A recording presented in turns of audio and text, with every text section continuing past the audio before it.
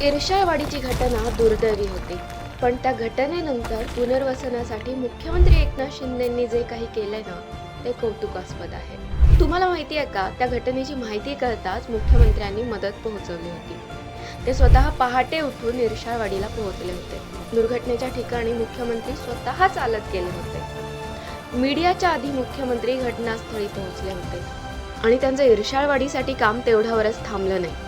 गावाच्या पुनर्वसनाचं काम युद्धपातळीवर हातात घेण्यात आलं। इर्शाळवाडीच्या बाधितांचं पुनर्वसन विक्रमी वेळेत पूर्ण होत आहे। एप्रिलमध्ये ते स्वतःच्या घरात राहायला जात आहे। याआधीच श्रीकांत शिंदे फाउंडेशन आणि शिवसेनेनं या दुर्घटनेत अनाथ झालेल्या मुलांचं पालकत्व घेतलं होतं। वर्षावर झालेल्या गेल्या वर्षीच्या दिवाळी आणि गणपती उत्सवामध्ये ही मुलं सहभागी झाली होती।